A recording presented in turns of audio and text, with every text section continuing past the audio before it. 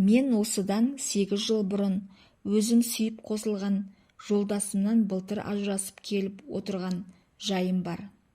Әрине, ажырастым деп айту оңай шығар, бірақ мен қатты қиналдым. Себебі жолдасымды әлі де қатты жақсы көремін, оны басқаға қимаймын. Солай бола тұрса да, ажырасудан басқа жолды көрмедік сол кезде. Жолдасым мен оны шын сүйеміз. Бір ғана себеп біздің ажырасуымызға түрткі болды. Дегенмен, сонда да қиындыққа мойымай, барынша отбасымызды сақтап қалуға да болар еді.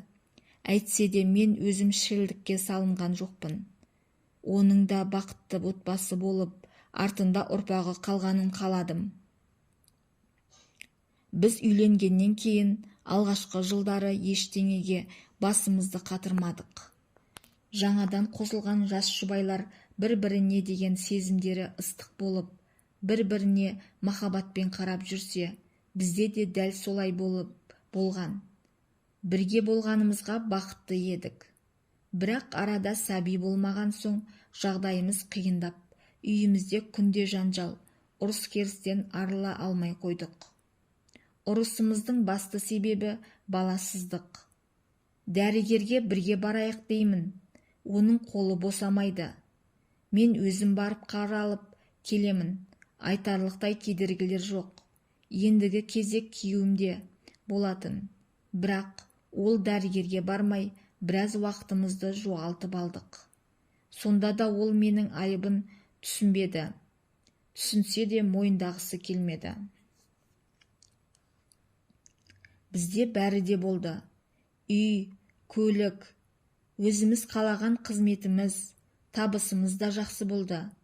Тұрмыстық қиындықтар болған жоқ. Барлығы жеткілікті болатын.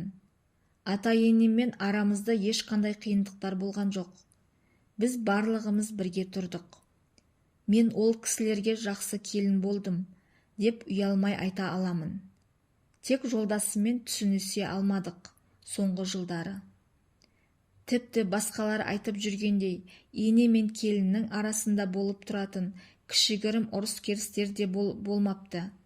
Ренжісіп те көрмеппіз. Мен атам мен енемді өз әке-шешемдей жақсы көремін.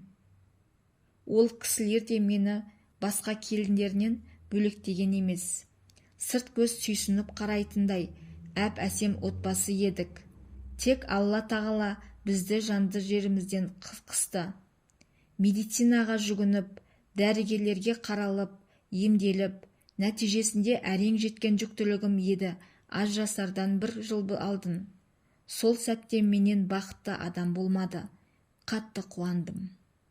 Ата-енем де бұл жаңалыққа ерекше қуанды. Жолдасымда әрине, мен әке боламын деп шабыттанып, бөркін аспанға атып, қуанып жүрген кезі. Білмеймін, оған не себеп болғанын. Ол маған жүктіліктің алғашқы кездерінің бірінде қол көтерді. Сондағы айтқан уәжі достарының күмәні екен. Мұндай күйінбеспін.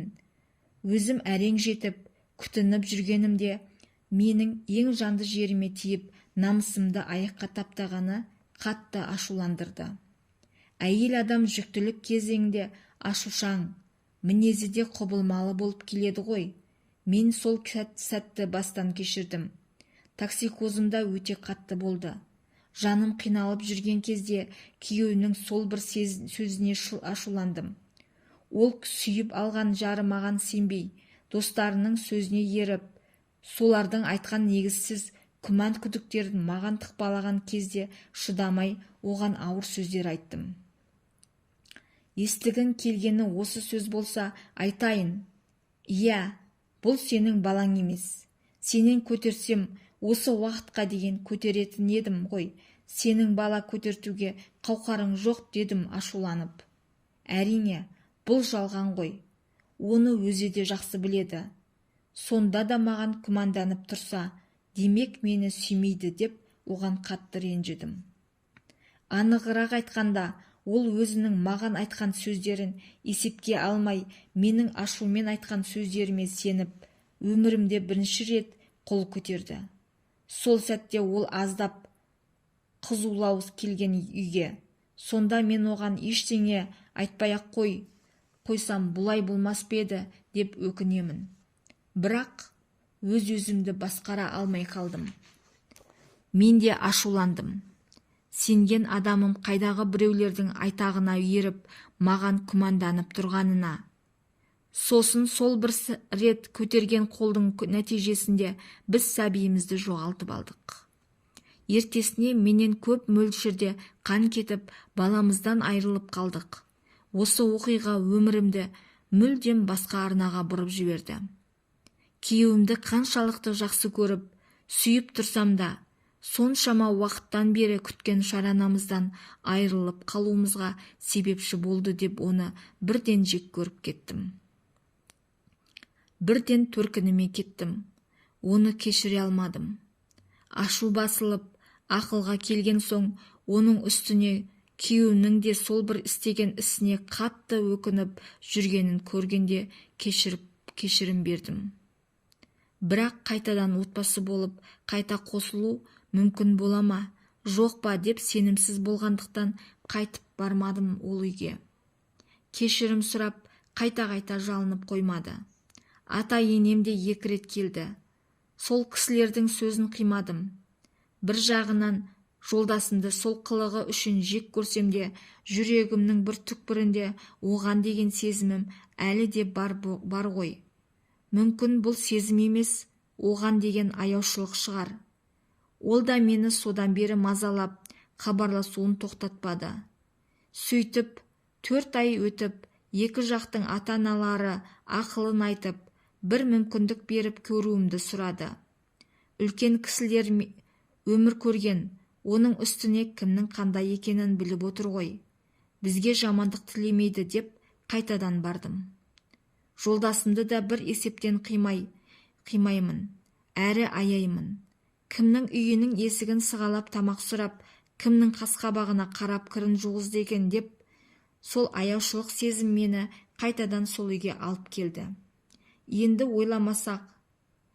ойланып жүрмін, қайта қосылғанымызбен сәбилі бола алмасақ, қуанышымыз да ұзаққа созылмайды-ау деп тағы қорқам. Ол оқиғадан кейін де бірнеше аурухана, қазақи емшілердің табалдырығын тоздырдық. Барлығы да үмітті үзбеңдер, әлі де сәбилі боласыздар деп шығарып салады. Ең қиыны жолдасым қазіргі эко дегенге сенбейді. Мен оған бірнеше рет бауырымызға бір баланы басып алсақ қайтеді дегенде ұсыныс жасадым. Бірақ ол маған тек өз балам керек, мен өгей балаға әке бола алмаймын деді. Содан көп ойландым. Мазасыз күндерім көбейді. Қит етсе, сен солай еткенсің деп бетіне баса беремін. Ол да сенің де кінәң бар, сол сөздерді айтып, ашуымды шақырмағанда бәрі орнында болар еді, дейді. Қысқасы, бір-бірімізді кінәлаудан жалықпадық. Сосын қиналсам да онымен түбегейлі заңды түрде ажырасамын деп шештім. Мүмкін дұрыс шешімі осы болар. Оны да, өзімді де арт қинамай, 2 жаққа кеткеніміз дұрыс деп қайтадан төркініме кеттім. Бұл 2-ші рет әрі соңғы шешімім болды. Екеуміздің бұрынғыдай бір-бірімізді түсіне алмайтынымызға көзім жетті. Кеш болмай тұрғанда кетейін деп шештім.